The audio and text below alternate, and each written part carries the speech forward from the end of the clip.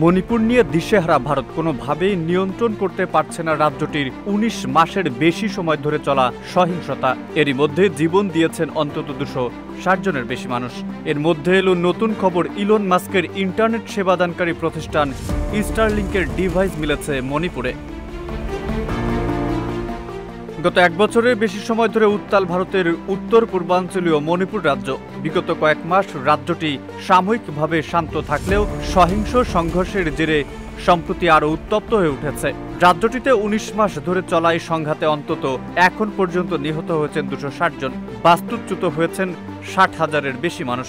মোদী সরকারের ১১ বছরের শাসনামলের মধ্যে সবচেয়ে ভয়াবহ সংঘাত বলে উঠে এসেছে রয়টার্সের প্রতিবেদনে উল্লেখ করা হয়, হিন্দু, মেইতে এবং খ্রিস্টান কুকি আদিবাসীদের মধ্যে জাতিগত এই সংঘাত মোদী শাসনামলের আইন শৃঙ্খলা পরিস্থিতির সবচেয়ে করুণ পরাজয়ের কারণেই সৃষ্টি হয়েছে।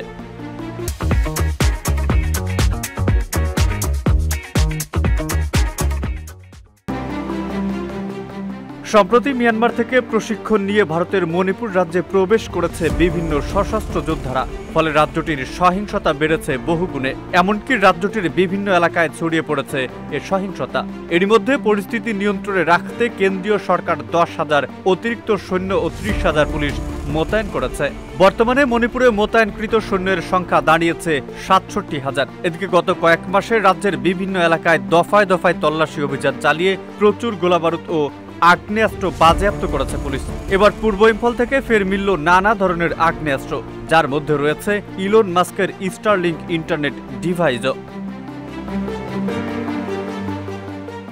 গত ১৩ ডিসেম্বর চূড়াচাঁদপুর, চান্দেল, পূর্ব ইম্ফল এবং কাংপোকপি জেলার একাধিক এলাকায় তল্লাশি চালিয়ে নানা রকম অস্ত্র উদ্ধার করে আইন শৃঙ্খলায় নিয়োজিত বাহিনী। এদিকে উদ্ধার অভিযানে স্টারলিংক ইন্টারনেট ডিভাইস মেলায় চিন্তার ভাঁজ পড়েছে ভারতের। তবে কি আমেরিকা যোগসাজশ করছে মণিপুরকে ভারত থেকে বিচ্ছিন্ন করতে? উল্লেখ্য, ইলন মাস্কের সংস্থা স্পেস এক্সের বানানো ওই যন্ত্রটি কৃত্রিম উপগ্রহের সাহায্যে বিশ্বের যে কোনো জায়গায় ব্রডব্যান্ড ইন্টারনেট পরিষেবা দিতে পারে। এতে জঙ্গি গোষ্ঠীরা ওই যন্ত্রের নাগাল পেয়ে গেলে তাদের পক্ষে পারস্পরিক যোগাযোগ রক্ষা করা আরও সহজ হয়ে যাবে।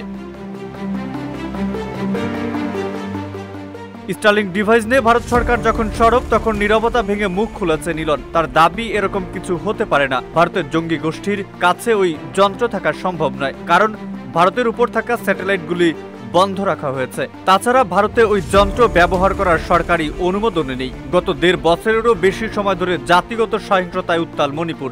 মাঝে কিছুদিন বিরতির পর গত সেপ্টেম্বর মাস থেকে মেইতেই ও কুকি জনগোষ্ঠীর মধ্যে নতুন করে সংঘর্ষ শুরু হলে পরিস্থিতি আবারও উত্তপ্ত হয়ে ওঠে। দফায় দফায় সংঘর্ষ চলে মণিপুরের বিস্তীর্ণ এলাকা জুড়ে।